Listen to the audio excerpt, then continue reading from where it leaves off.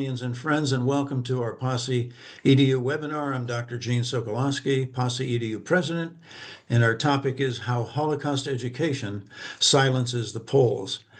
By way of quick background, we at POSSE EDU are a 501c3 nonprofit educational organization, and our mission is to educate the American public accurately on key aspects of Polish and Polish-American history, culture, and relevant current events.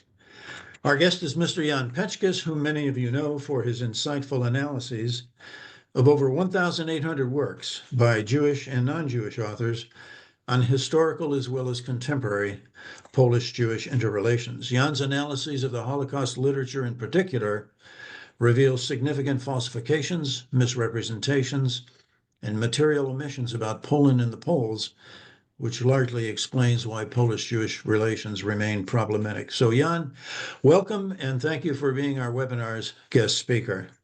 Hi, my pleasure. Glad to be on. I appreciate everybody who's listening. Thank you, Gene. Thank you. Now, Jan, for our viewers, I'm going to point out that we are showing the cover slide of Jan's presentation, and I'd like you to understand, or at least take note of the two URLs that you see. These are two URLs for his excellent websites.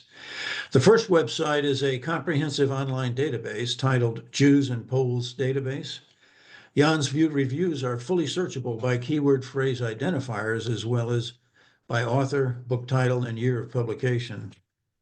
His topic guide provides an extensive list of phrases, each of which directs viewers to the answers of many common questions related to Polish-Jewish relations.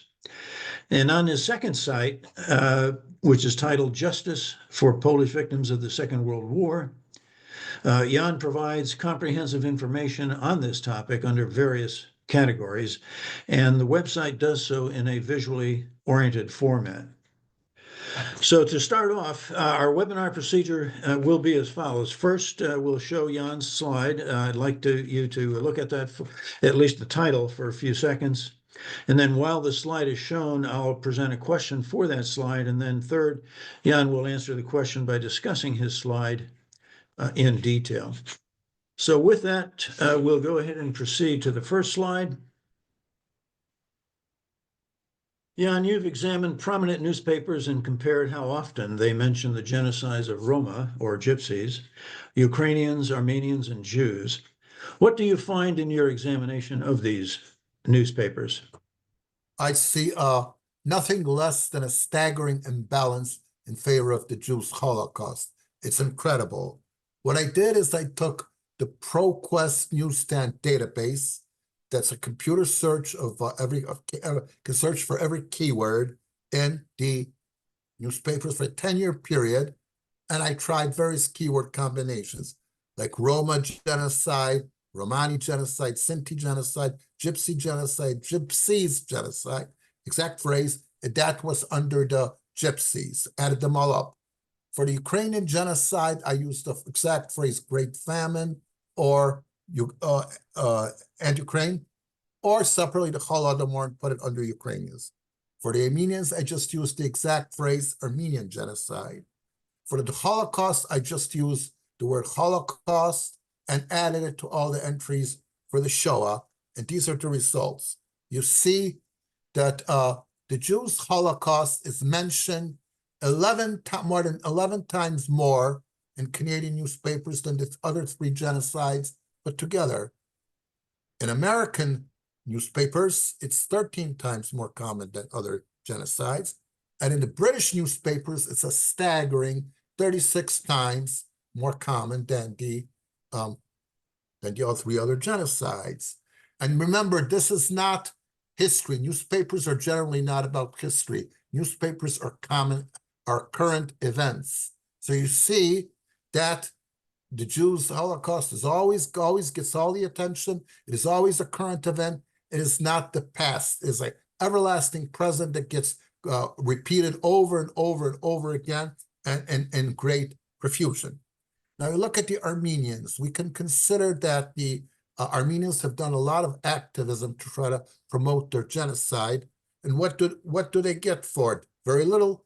The total number of times the Armenian genocide is mentioned is only a tenth or less of the Jews Holocaust mentioned. so they have very little to show for their efforts. Other genocides are practically non-existent as current events to get people's attention. Now, among Canadian Ukrainians, they do get more, they have done activism, and because of that, Ukrainian Canadians have a certain number of mentions of the Ukrainian genocide that don't occur in the British or American papers. But relative to the Jews Holocaust, it's negligible. It's just a drop in the ocean. The Gypsies also get very little. Now, Jewish influence is so obvious that Jewish comedians have even made fun of it.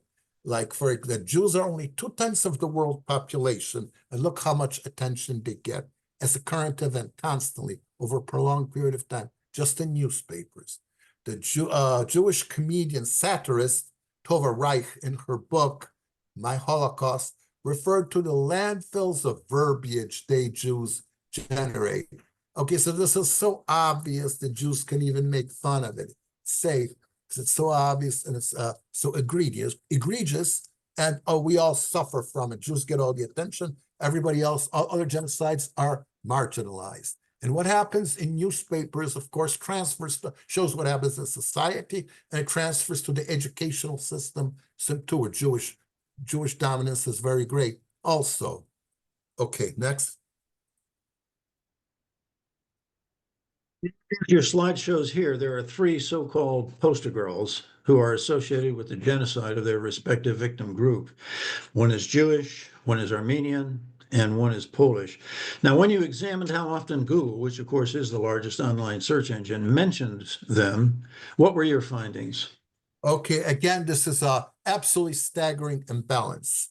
For decades, Jews have made Anne Frank the poster girl of the Holocaust. Well, poster girl obviously is a poster boy or poster girl, is obviously, it plays on emotions. It connects with people's emotions. It reaches their insides. It expresses sympathy. That's what a poster girl does. Jews get tremendous publicity for Anne Frank. It's almost 17 million mentions on Google. But of course, this is far from unique. Every genocide has had children that were murdered, but we never hear about them. All we hear about is Anne Frank. Aurora Mardiganian has been called the Armenian Anne Frank, and she gets 1,000 times less mention than does poster girl Anne Frank. Aurora Mardiganian's story is much more interesting than Anne Frank was just sitting and hiding and writing her feelings, normal teenage sexuality, things like that. Aurora Mardiganian had all kinds of adventures. She was made into a sex slave. She observed with her eyes Turks murdering and torturing and murdering Armenians. Her story is much more classroom worthy, at least in my opinion, yet she gets 1,000 times less mention than does Anne Frank. Among Poles, forget it. The best known Polish child who died from German genocide is probably Czesława Kwoka. She was 14 years old. She lived in the Zamość area when the Germans did a genocidal sweep, cleaning out and murdering Poles and removing them from hundreds of villages in the Zamość area, according to Himmler's order. She was taken to Auschwitz, where she was photographed once by a German there, and that's how her pictures survived. Later, she was killed with a cardiac injection. A fair amount of Polish children in Auschwitz were killed with cardiac injections, and I don't fully understand why. Why didn't the Germans just send her to the gas chambers with the Jews and be done with? Why waste time giving cardiac injections? I suspect that part of the reason was the Germans didn't want to make the murder of Poles too obviously similar to the murder of Jews, with the danger of stirring up resistance. But in any event, you see Czesława Kwoka gets 2,000 times less mention than does post-Holocaust poster girl Anne Frank. Okay, next. Inside Jews and Poles database, you've analyzed numerous works in which groups who were subjected to genocide or were declared as racially inferior rightfully objected to the dominance of the Holocaust narrative. Identify these groups for us and explain what each has done or is doing to push back against this narrative. Okay, really, basically, these are all verbal complaints. All of these people's a document. Of course, there's many more. These are the ones I just come across where they've complained about how the Holocaust overshadows their suffering, it pushes it out of the public consciousness, how their suffering is neglected. And Muslims, like German Muslims and Algerians and others, they have also complained that everything is always about anti-Semitism and the Holocaust, nothing about Islamophobia or the problems or prejudices done against the Muslims. It's always about the Jews. African Americans have also claimed that slavery and segregation and other experiences are greatly overshadowed by the Holocaust. And Jesse Jackson once said, "I am sick and tired of hearing about the Holocaust." I also have several anecdotal examples of students of various backgrounds pushing back against Holocaust education, saying, "Why do we have to learn about this? Why don't we learn our own history?" Or why are we talking about the Jews again? But again, all these experiences that I document, and many of them, they're all basically anecdotal and they're all disconnected from each other. They're really just verbal complaints. And that's why the Holocaust is not dethroned, even though this has been going on for a long time. Because people are not united and they're doing nothing to change the situation. Just complaining is not going to do anything. Now, if all these people and others were to unite, we could make an international policy that would condemn Holocaust supremacism as a form of racism, and it would insist that all genocides get equal attention. Now, in the 20th century, roughly 100 million people were murdered by genocide and state-sponsored mass murder, and only 6% of them, 6 million Jews, were dead. So that would mean in classrooms, that would have to be timed even by stopwatch if necessary.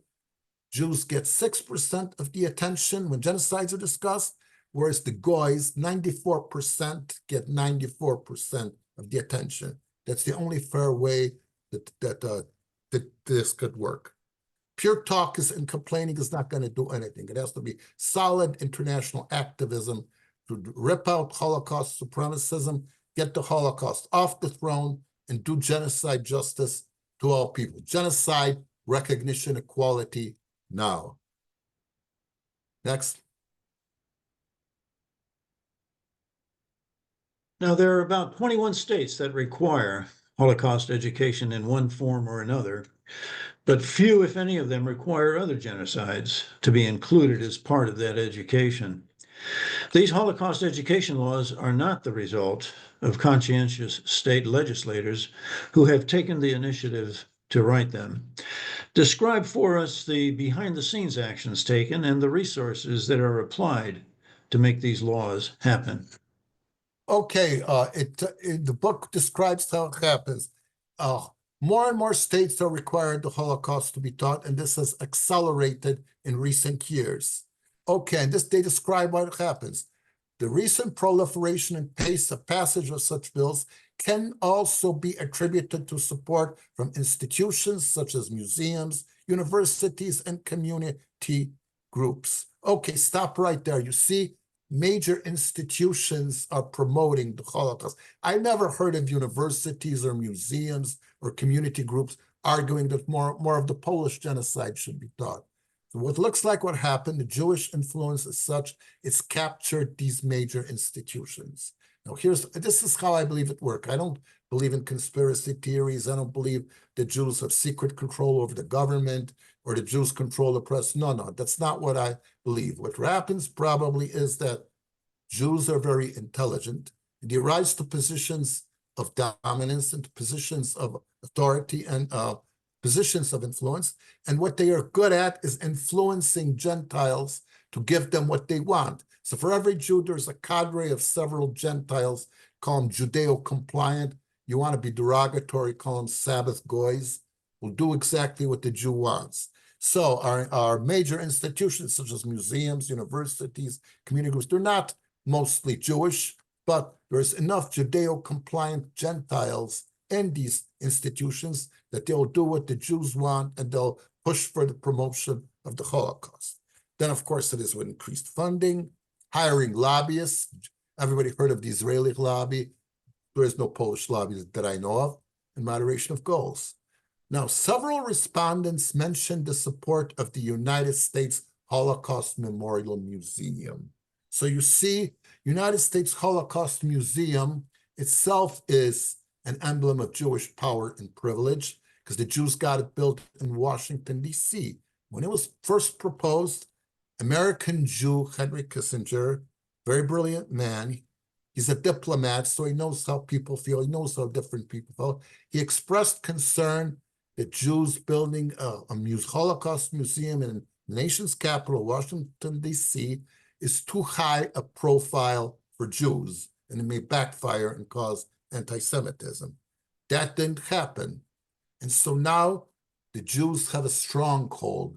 The United States Holocaust Memorial Museum in Washington, D.C. is not only an emblem of Jewish power, but it's a stronghold for further expansion of Jewish power and privilege. And that's what happens. It supports the teaching of the Holocaust in many states. It's a stronghold.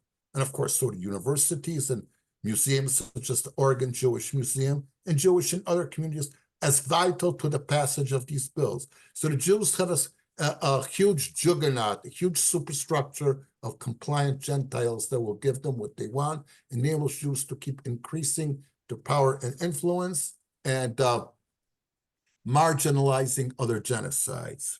That's how it works. Next. And your research and analysis of the literature includes studies published in peer-reviewed academic journals. Describe for us one such study that explains why advocacy strength has been key to maintaining the dominance and exclusivity of the Holocaust narrative in school curricula. Okay, you see, it's the art. You don't need a scholarly study for this. This is common sense. I've known this for at least 40 years since I became a young adult, and I saw the dominance of the Jews and their Holocaust in newspapers and other aspects of society. This is intuitively obvious. The term null curriculum used by the author is telling. The null curriculum says that what is not taught is just as important as what is taught. Now, you don't need a scholarly study for this. That's just common sense. If it's important, it will be taught in the classroom. If it's not important, it will not be taught in the classroom. Conversely, it's obvious to kids, impressionable kids.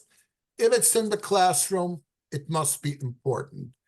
If it is not mentioned in the classroom, it must not be important. I've known that from childhood, from personal experience, common sense. When I was in 4th grade, I remember this, one day I came crying to my mother because in geography class, we studied many nations. There was trips to Italy showing what Italy is like, trips to Ireland showing what Ireland is like, but nothing about Poland. I looked through the entire book and there was not a word about Poland, and I cried. And my mom sat me down and told me, Poland is not considered important. Poland, in that case, Poland was part of the null curriculum. And now all these omitted genocides in the classroom are part of the null curriculum. The message is loud and clear. They are not important. Okay, and here's what he writes. Among the many reasons the Holocaust is so popular to teach in schools are a strong constituency of advocates of its inclusion in the curriculum. Yes, of course. Again, this body of Jews and highly compliant Gentiles in high positions that pushes it. A focus on the topic by entertainment media, Schindler's List, yes. Okay, Jews in Hollywood bit. Jews have dominance in Hollywood.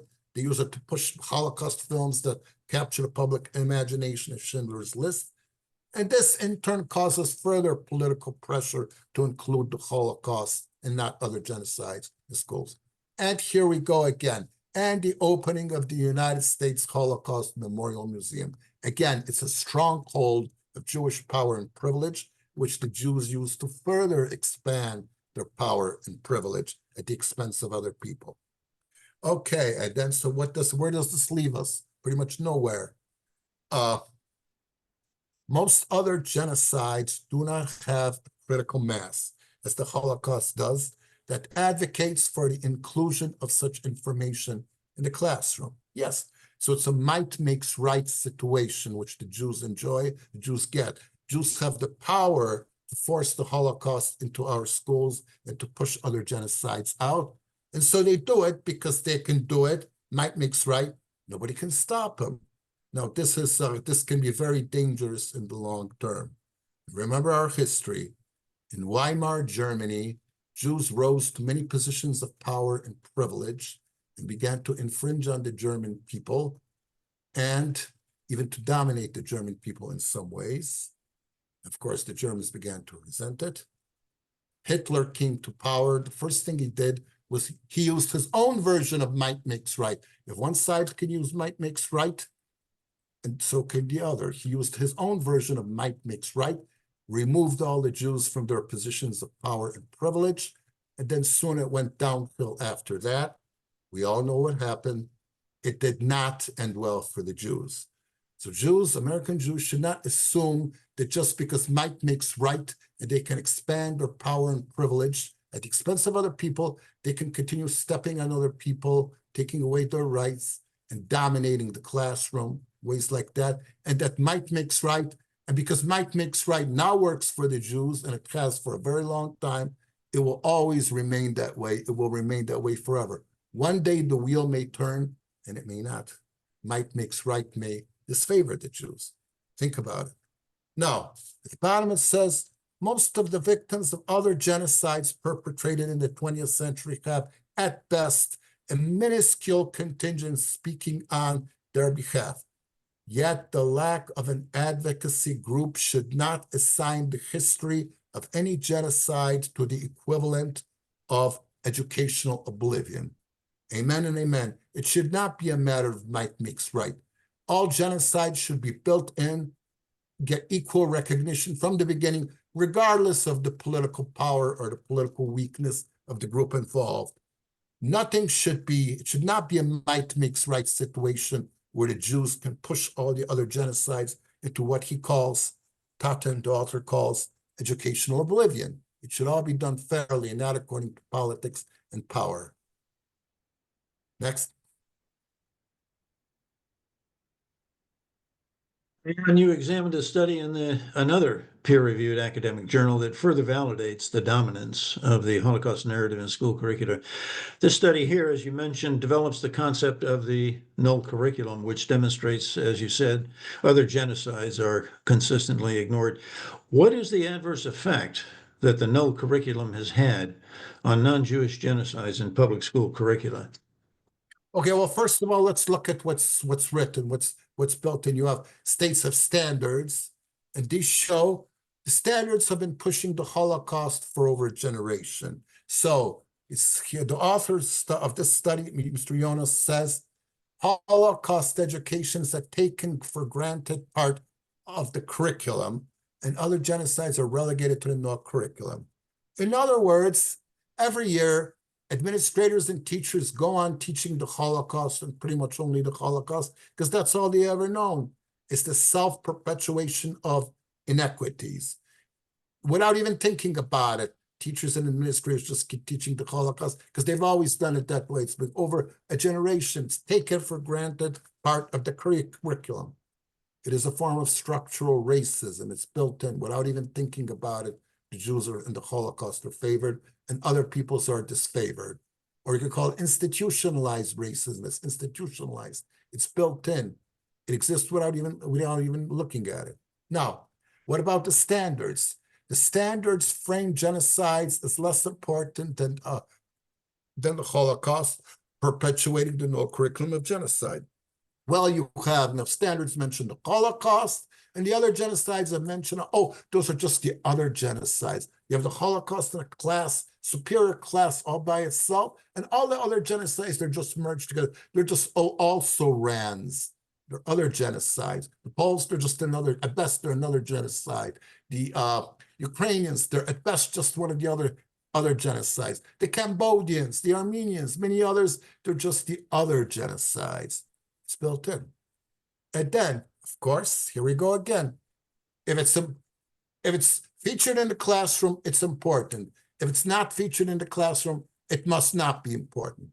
He says, the comparatively lower rate of inclusion of other genocides incorrectly suggests that the Holocaust is the only historical genocide, or that its victims are more important than victims of other genocides. Yes, no excrement, Sherlock. It's so obvious. It's as obvious as daylight. That's exactly what it is in the way it's been. You don't need a scholarly study to see that. Okay, now some Jews get around and say, well, the Holocaust can be a symbol for all the genocides. It can stand in and replace all other genocides. Ha ha ha, laugh. Are you kidding? He says, while the Holocaust is a genocide, it should not be inaccurately used as a synagogy for all. It should not be a stand-in for other genocides. Well, what if we were to turn the table, say, okay, we're going to teach only the Cambodian genocide, and the Cambodian genocide will be a stand-in for all the genocides. We don't have to teach the Holocaust at all anymore. Let the Cambodian genocide for the stand for the Holocaust and replace the Holocaust. How will the Jews like that? You think they'll like that? we wouldn't hear the end of it. So most certainly we do not let the Holocaust replace all other genocides. Every genocide has its own identity and has a right to be heard and in equal terms. Okay, now in recent years, according to the study below, the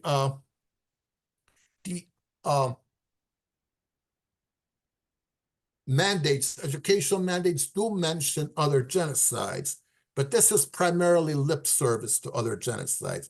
In other words, adopting a genocide education mandate does not mean that teachers are teaching about genocides other than the Holocaust, okay? It's just on paper, it's just lip service. It doesn't really mean anything. Okay, next. Okay, now also in it, I apologize, go ahead. Let me just offer here. No, to your point, the curricula of many states do present the Holocaust, as you said, as the only genocide worthy of instruction. And it further requires teachers to allocate sufficient time so that it can be taught sufficiently. I put that in quotes, of course. But given the range of subjects that students must learn and the limited time in which teachers must teach them, doesn't this emphasis on the Holocaust crowd out the teaching of other genocides? Absolutely, it's common sense. Now, lots of Jews say, well, it's not a zero-sum game because students can learn about other genocides. Ha, ha, ha. When? In heaven, maybe? No. Common sense, every teacher knows. I've been a science teacher for many years. I know what limited time I have, and I cannot cover everything that the standards want me to teach. I prefer to teach a few things well, rather than rush through a lot of material, have students know superficially. I know from personal experience as an educator. Now, common sense. Teaching the Holocaust entails pedagogical demands, not the least of which is the question of time. Teaching the Holocaust necessarily means not teaching something else. Exactly right. There's limited classroom time. Now, when Jews say that other genocides can be taught, they know damn well that they are lying, they're gaslighting, because there's limited classroom time. So when the Holocaust gets the top priority, for no other reason, chances are there will be no time to teach anything else. And even Jews complain there's not enough time to teach even well about the Holocaust. Why students aren't learning enough about the Holocaust, and it's too complex a topic to be taught within limits of classroom time. Now, if there's barely enough classroom time to teach the Holocaust, then how on earth are you supposed to find time to teach the Holocaust and do justice to other genocides, even in the classroom, even if the teacher actually wanted to do it? Common sense is crowded out. There isn't enough time, and the Jews damn well know it, and they want to keep it that way. Okay, next. Now, as you've shown already throughout your presentation, Jan, Holocaust exclusivism has driven out other genocides out of the classroom. So what effect has this had on the knowledge base of younger Americans? Okay, well, the results should be obvious. So Jews sometimes complain that students really don't know much about the Holocaust, but they do know something. But of course, that's an excuse for still more Holocaust education. The Jews complain that anti-Semitism is increasing. So guess what? We need more Holocaust, still more Holocaust education, and there's more pressures now. I read a lot of articles in the press and online, other than the things I review. I see these things all the time. And now let's look what happens. Only 11 of 75 US undergraduate college students could name even one genocide besides the Holocaust. I'm not talking about detailed knowledge. I'm not talking about working knowledge. I'm talking about even nominally naming, just naming even one genocide besides the Holocaust. The vast majority of college-educated students raised in the US public school system cannot do it. It's predictable. All right, so the non-Jewish genocides are stolen. And by and large, they do not exist in the minds of Americans. They are stolen. Okay, it's even worse. 60% of US teacher candidates could not list even one genocide beside the Holocaust. 26% listed only one additional, not one. Again, I'm not talking about any kind of working knowledge. I'm talking about even the nominal knowledge, even naming it. What does this mean? Inequities are self-perpetuating. The Holocaust dominates and will continue just by the inertia of events alone to be dominant. Okay, teachers were raised in the American educational system. They only know about the Holocaust. Chances are they're not going to take the initiative to learn about other genocides. They're only going to teach what they know. They're going to teach about the Holocaust. So this is another pressure, another tendency for the Holocaust to get even more attention and for other genocides to get even less attention because most teachers only know about the Holocaust and nothing else. That's all they know.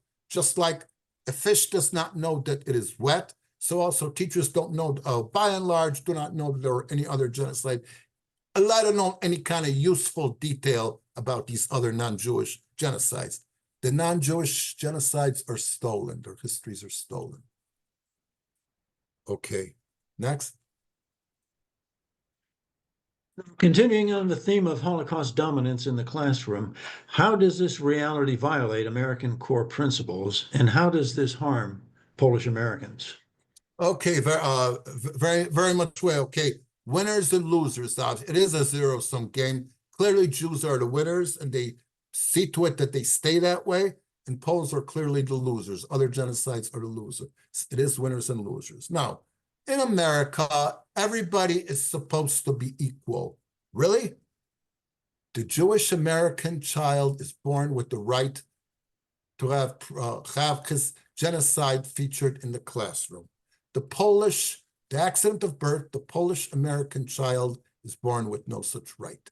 So Jews have special rights that other Americans don't have, and they're above everybody else. This is a crass inequality. Now, nowadays, we hear so much emphasis on pluralism, diversity, and inclusiveness. That works. Holocaust supremacy, exact opposite of all three. Holocaust education dominates the US classroom.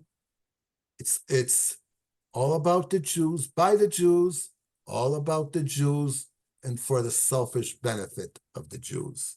It's the exact opposite of pluralism, diversity, and inclusiveness. We could also think of it as a free speech issue. Freedom of speech includes not taking away somebody's freedom of speech. For example, with militant pro-Palestinian protesters on campus allegedly intimidating the Jews, they're violating the Jews' freedom of speech by preventing the Jews from speaking, by creating an atmosphere of fear. Well, that's the Jewish argument anyway. Well, we can make the same argument in a way. When Jews dominate the American system, so the Poles get no attention and recognition, they're essentially taking away the Poles' freedom of speech. The Poles are silenced, they're gagged. They can't say, they have no access to the classroom. They're not there. Now, so what are Poles as a result of it? First, they're second-class citizens of the USA. If Jews have special rights, it means other Americans don't have these special rights. Jews are first-class citizens, Poles are second-class citizens. Nowadays, we also hear a lot about the, well, I'll put it back where it was before. Okay, okay. About creating a welcoming environment for school, the classroom, for all groups. It is anything but welcoming. It's welcoming to the Jews, but it's not really welcoming to anybody else because other genocides do not have a hearing. The other non-Jews have to sit and listen to what happened to the Jews, but Jews never have to sit and listen to what happened to other peoples who were murdered by genocide. Now, it also create discrimination, obviously, in favor of the Jews and against Poles and other people. It can also create a hostile learning environment. If a Polish-American child keeps hearing about the Jews, but never gets to hear about his own group, it comes close to a hostile learning environment.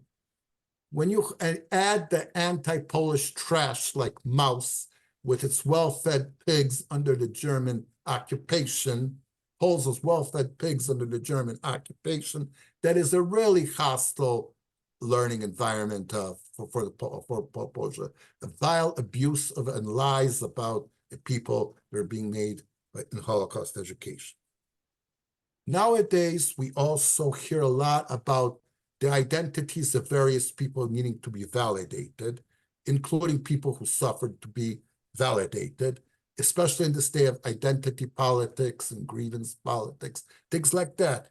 Jews profusely constantly get attention to their grievance politics and to their identity politics, and for their identities as victims to be not only validated, but being constantly validated.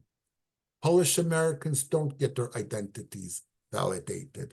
They're not recognized as victims. They get no attention as victims. The Jews get all the attention. So what does all this mean? Simple. Poles are disempowered, voiceless, and invisible. Poles are a marginalized people. For all practical purposes, they don't exist. They're just ornaments in the classroom. The Poles have no standing in the American educational system. Poles have no standing in American politics. Poles have no standing in European politics. And Poles have no standing in international politics. Now, there has been some efforts in recent years by the former peace government to open museums like of Polish suffering, but they're all in Poland, okay? It's just for a Polish audience. It's essentially a Polish ghetto. It is just communication from one Pole to another. It has no impact on public opinion outside of Poland. So in effect, Poles are living in a Polish ghetto. They're silenced, they're disempowered, and they're kept away from any kind of useful attention to their experiences and their suffering, thanks to Holocaust supremacy that dominates the classroom. Okay, next. Now, Jan, one would think the underlying principle for teaching the Holocaust is to present the historical record accurately. But by contrast, in your analysis of this work by Cohen and Matlis, you show that there are other motives. Explain for us what these authors are saying. Okay, these authors make a frank remark and they try to demonize it and bury it. They stumble upon the truth and they get up and run away, run in the other direction. They say, one of these perceptions is that Holocaust education encourages young people to be sympathetic to Jews and to Israel, and that Holocaust education is promoted by Jews for this specific purpose. This may be underpinned by ignorance, oh dear, prejudice, wow, or political and a racist ideology, horror of horrors. Nevertheless, it emphasizes the controversial nature of school-based Holocaust education. These authors, they're frank, but they're insulting the intelligence of non-Jews. They're essentially saying that the Goyim are so dumb, they're not supposed to realize or to understand the sympathy that Jews get from teaching the Holocaust. What an amazing miracle it would be if Jews did not get sympathy because of all the attention that they get. And it's much more than that. It's not just sympathy for Jews. It's not just support for the Holocaust, not just support for the state of Israel. It is Jews essentially are the center of the moral universe and the center of attention, everything that it gets them. Okay, so because of this, Jews get political leverage from this by intention, because again, Jews have get a moral high ground and keep the moral high ground by using this, which helps them in politics and everything else. The Holocaust industry extorting reparations money from people is based on public attention to the Holocaust to create a moral urgency. Oh dear, how much the Jews suffered, how much Jews are owed this, Jews are owed by this nation, Jews are owed by that nation. No other people has anything about it. People don't give a rat's behind about what Germany owes Poland, because Poland gets no attention as a victim. Poland is not seen as a victim of the Germans. Only the Jews are. So obviously there's a huge impact of what Holocaust education is and what it does. Plain as daylight, we have to be stupid not to see it. I shouldn't use such terms, but that's how I feel. Okay, next. Jan, in this work by Dara Horn, you point out an ironic consequence of Holocaust education. Could you explain what this ironic consequence is and the facts that support it? Okay, all right. This is a very interesting book.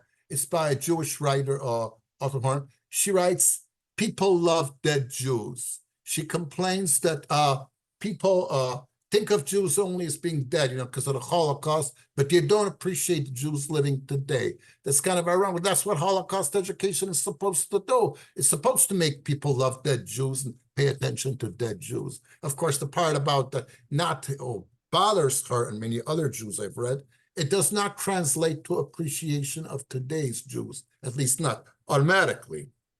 But she writes a personal experience. She was in high school at a soccer team, Jewish soccer team. Another team made fun of this Jewish team, saying, "Go to the gas." Now, today's teenagers supposedly only care about the here and now. They don't want to listen to adults. I mean, what do these old fuddy-duddies know? The Holocaust may as well be as ancient Rome to them. But yet, well, look what happens. I ask this questions in this "go to the gas" remark. Why would today's teens, located an entire continent away and removed 80 years from World War II, reflexively invoke the Holocaust?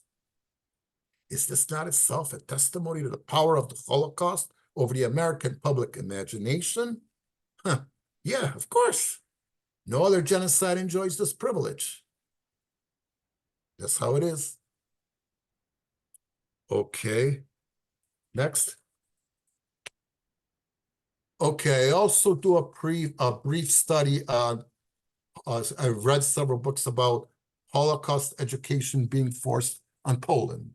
Now, for a long time, Jewish sources. And let me sorry. introduce this, if I may, please, okay? I forgot, you're right. Yeah, this is, as you said, this is Prospects. It's a leading journal on comparative and international perspectives on current curriculum and learning issues. And as you point out, Bogusław Milewski looks at how the Polish perceptions of the Holocaust do not conform to the Jewish dictates on how the Holocaust is supposed to be taught. So again, if you would please explain for us how the Polish perceptions do not align with the Jewish mandate on Holocaust education.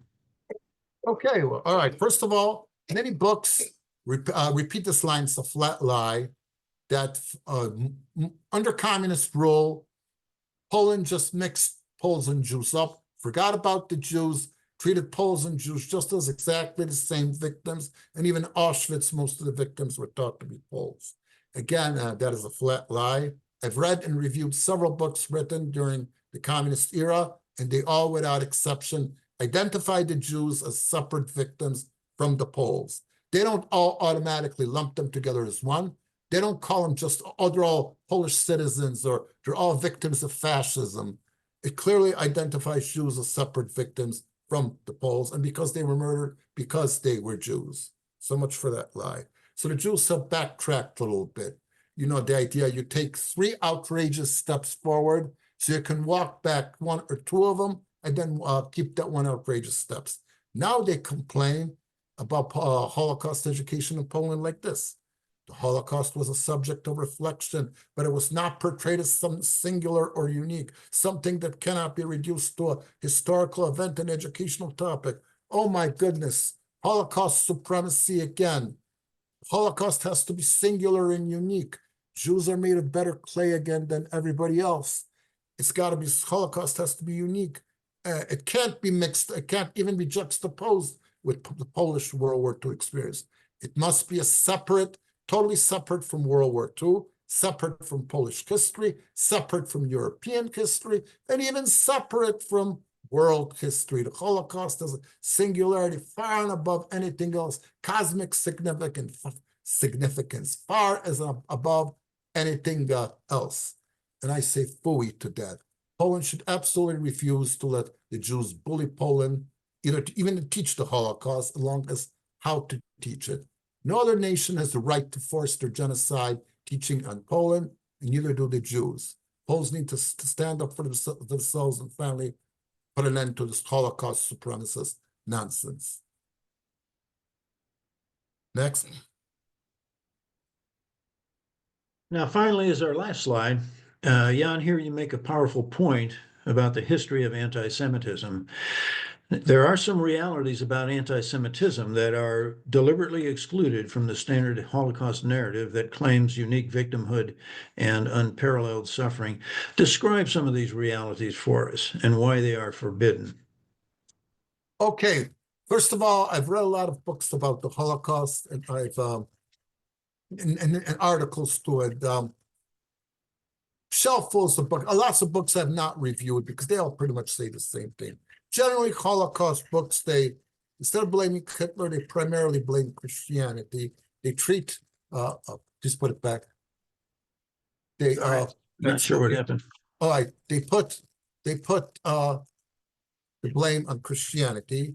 Jews are only victims, and Jews never do anything wrong. Okay. Now this book is different. Here's a mainstream book that's shocking because it's so different from the standard fare that usually goes.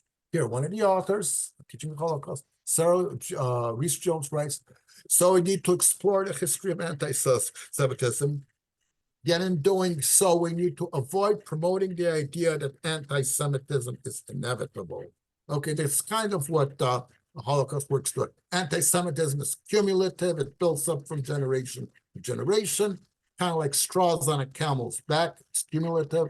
And then Hitler just came along and put one more straw on the Jews' back, and it broke the back and caused the Holocaust. It is not. Holocaust waxes, wanes. It has many causes. It has nothing to do with the Holocaust. So Hitler plainly said that if international Jewry creates another world war, the result will be the extinction of the Jewish race in Europe. It had nothing to do with old-fashioned anti-Semitism. It had nothing to do with Christianity.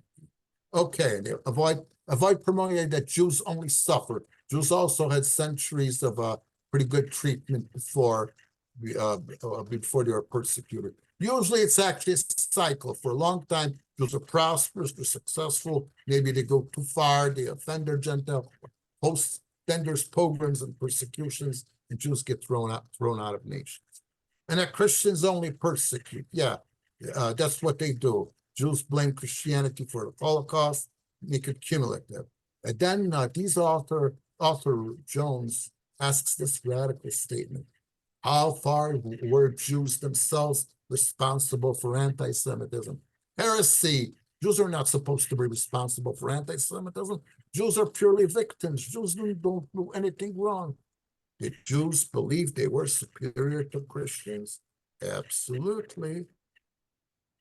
That, in my opinion, was one of the main reasons why Jews were hated everywhere and thrown out of every nation they have been.